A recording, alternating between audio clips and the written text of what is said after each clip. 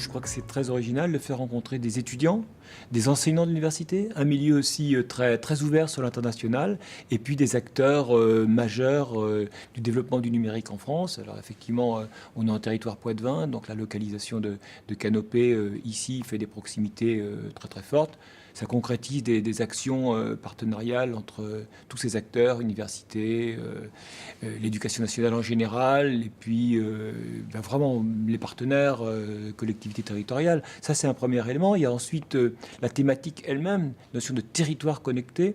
Je pense que c'est important d'inscrire le numérique dans des territoires, ça a été dit et rappelé, et d'évoquer aussi toutes les questions de raccordement à haut débit. On a parlé beaucoup d'usage et de rapport entre le débit et les usages.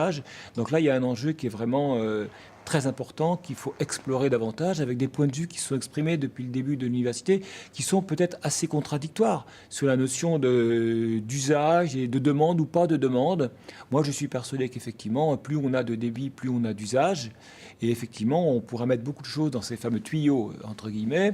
Et donc, on peut penser que derrière, les écoles, les collèges, les lycées vont trouver des conditions d'utilisation et d'usage qui seront développées. En tout cas, c'est un champ majeur à explorer.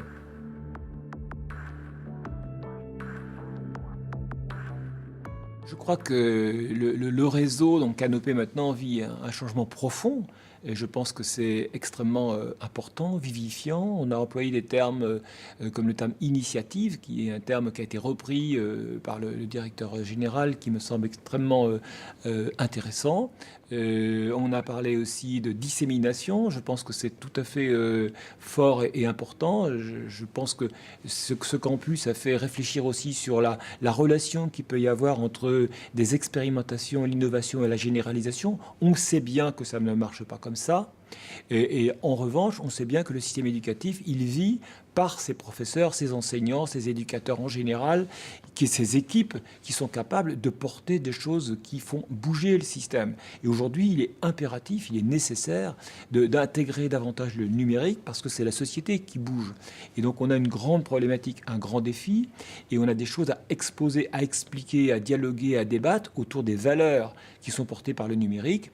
Et la seule réaction possible face à l'emprise du système marchand, de cette société de consommation, c'est la capacité que le système a à se mobiliser, le système éducatif, sur les valeurs qui sont des valeurs éducatives, des valeurs démocratiques, des valeurs civilisationnelles. Il ne faut pas hésiter à employer ces termes-là. Le numérique bouleverse complètement les champs. Aujourd'hui, écrire, lire, écrire, compter, moi je suis toujours classé, sont des éléments fondamentaux pour la pensée. Comment le numérique bouleverse-t-il ces questions-là? Le campus les a abordées et il est important qu'en tout point du territoire, le réseau Canopé, les différents Canopés puissent se saisir de ça pour faire de l'accompagnement, du dialogue. Je pense que ce qui est important, c'est qu'on se saisisse de ces questions à la base.